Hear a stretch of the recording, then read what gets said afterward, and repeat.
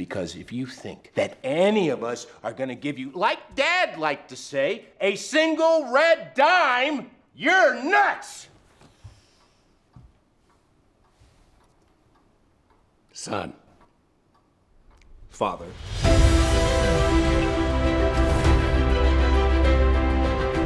Hello and welcome to Cinema Therapy. I'm Jonathan Decker, licensed therapist. This is Alan Seawright, unlicensed filmmaker. And today I have a cheerleader, apparently. I'm excited to be here with you, man, because today I'm going to react to some stuff. You're going to react the hell out of some stuff. So we're watching, what, Knives Out? We are watching Knives Out, one of my favorite films of the last several years. The night of his demise, the family had gathered to celebrate your father's 85th birthday. I suspect foul play. I have eliminated no suspects. This was a crackerjack of a movie.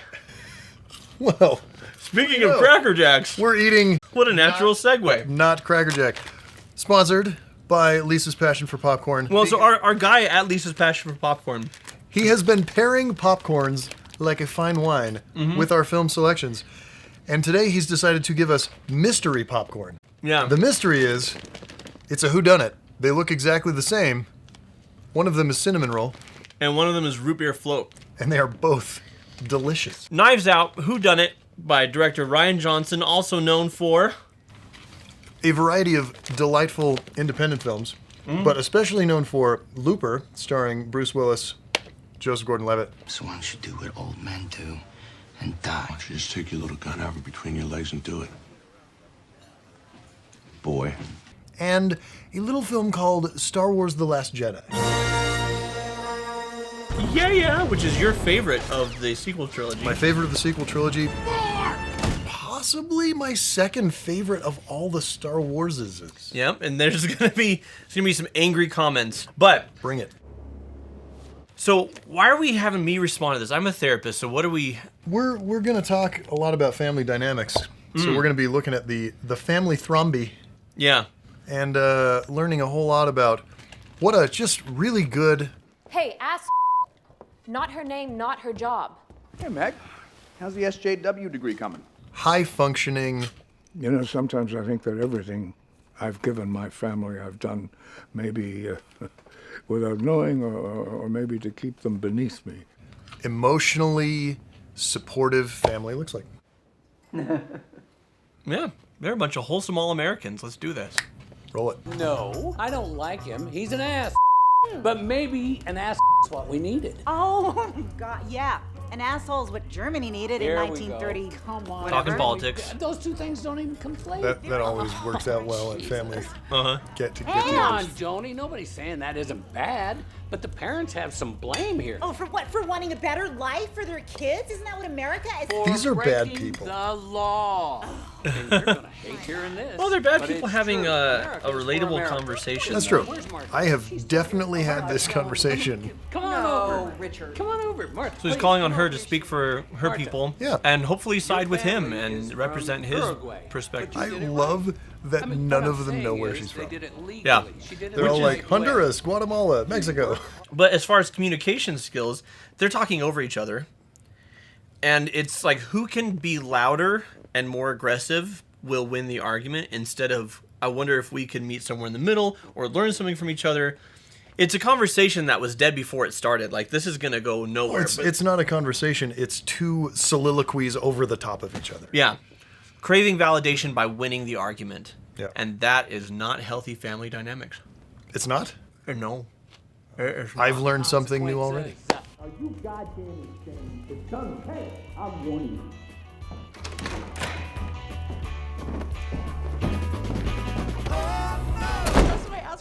How fun is it to see Captain America play the biggest slime ball? America's ass. Yeah. Like, oh man, just such a jerk, but such a likable one. You know he was craving this though, as an actor. Oh yeah. No matter how much he loves playing Captain America, if you're an actor, you want to do the complete opposite. You want to do. I mean, the whole point of being an actor is I get to be other people. The price of freedom is high. It always has been. All right, what is this? What's this arrangement? Mr. Drysdale. CSI KFC? I don't want to be one thing all the time. Yeah. I want to try everything. Like, that's the whole fun of it. Do you want dinner, Nana? Dinner? To eat? To eat? Walt. Nana? Oh my gosh. Oh my gosh. Bringing back memories for you? Did you tell Marty? Well, that and just his performance is so good. I mean, Michael Shannon is a national treasure. Yeah. He elevates literally everything he's in. Talking it over. And, But this should be such a kind of like smoking grass. almost nothing part. Like, Have you been smoking grass? Marta, we've been talking it over. it's just so good. We'd like to take care of you. What does that mean? We all think that you deserve something. Financially, we'd like to help you out. You were never anything but good to Dad, and because of that, you can count on us. So, legitimately nice, right? Yeah. But it's really interesting to see what happens later. Well, a lot of people, and this is what I would define the difference between actually being kind versus being nice. Yeah. Nice is about appearances. Kind is about what's right. Well, and nice is when it doesn't cost you anything, right? Right, because we want to take care of you, but it's not really going to cost us. If we have tens of millions of dollars, giving you a few thousand every now and then, or giving you a lump of 10,000 or something, isn't really a cost. I guess that's the thing, is a lot of people consider themselves good-hearted if they extend charity, but you have to consider your motivation, right? Now, maybe he is completely genuine. You've been good to our father, we want to take care of you. But it's also, aren't I benevolent? Right. Am I not merciful? Am I not a charitable, good person? And I'm not poo-pooing any sort of giving or helping other people, but when it really costs you is when you know what you're made of. Yep. And we're going to see what they're made of. In the most amazing way. You know what, Richard? You want to go? Bet, Skippy, let's go. You want to go? Come on, man. Bill, watch out, man. Stop! Come on, I've been waiting for that my whole life. I can handle myself. Stop it! I can handle it. Oh my God. We gotta do this more often.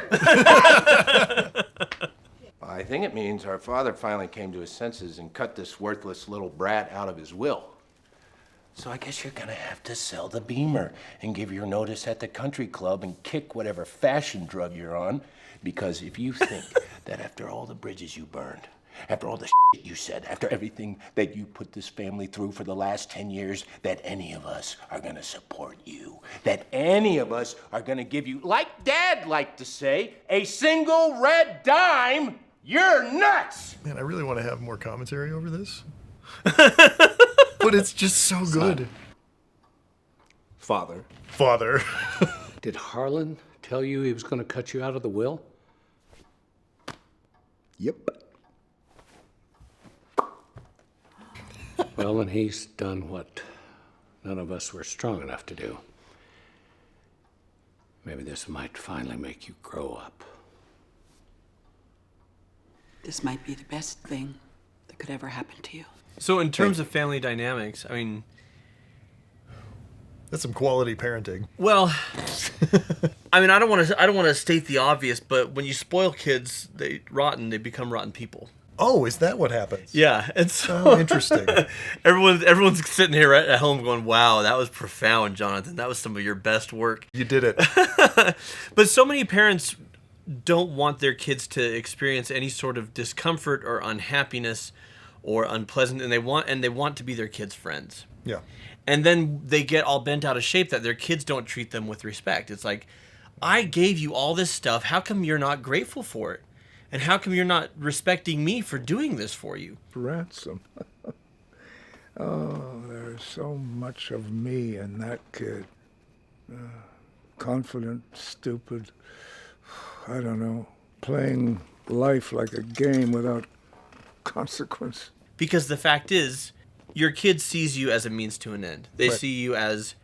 You're the source of all the stuff I get. And stuff replaces love, and stuff replaces character. I mean, we talk about all these cheesy father knows best things about building strong character, but it's actually how people grow up to be humans who have empathy and compassion and integrity, and you have to be able to deprive your kids of something. Like, your job as a parent is not to provide an incredible life for your kids. Your job as a parent is to give them a secure place where they feel loved and respected and supported. Yeah. And also that they're going to have boundaries, they're going to have consequences, and you're going to help them learn to make good choices, not by telling them what to do and forcing them to do it, but by saying, okay, here's your choices, and here's the consequences, and my job is just to follow through. Oh, I guess that wasn't the best choice, so we make a better choice next time, because you're trying to prepare them for adulthood. What I do love about the performance is he's so gleeful in his douchebaggery. Yeah. He knows he's trash. He knows it. And he he's totally just fine with doesn't care. I think this could be the best thing to happen to all Yeah, of he you. just... Which, I mean, that's the sort of be-all, end-all of completely spoiled, rotten person, right? Is being so rotten that you take glee in it. Yeah. And it's really fun to watch. Okay, seriously though, what the hell? Especially when Captain America's doing it. Right? And his uncle gets in his face and chews him out. And you see, he doesn't even lose his cool. Because if the idea of I'm not a good person were offensive to me, then I would get defensive and push back. Yeah. But if I know I'm not a good person and I'm totally fine with that, then you can get in my face and tell me what a piece of trash I am, and I'm going to be like... Wow. But it'll be good. Nothing good is ever easy. Up your ass, Joni. You've had your teeth in this family's tit for a long time. Up your ass? Oh, very nice. Matter of fact, Oh my God, eat no. How's that? In In fact, Do not use that word in front of my son. Eat If I was to say You I would slap that smug smile. definitely eat You can all eat I'm not eating one iota. Wow. Well, yeah, not too complex at all. This will be quick. I, Harlan Thromby, being of sound mind and body and yada, yada, yada, I hereby direct that all my assets, both liquid and otherwise, I leave in their entirety to Marta Cabrera. My entire ownership of Blood Like Wine Publishing, I leave in its entirety to Marta Cabrera. The copyright she of was its his catalog, assistant. likewise, I leave in its Nurse, entirety to basically. Marta Yeah. Cabrera. Basically his hospice nurse, right? Yeah.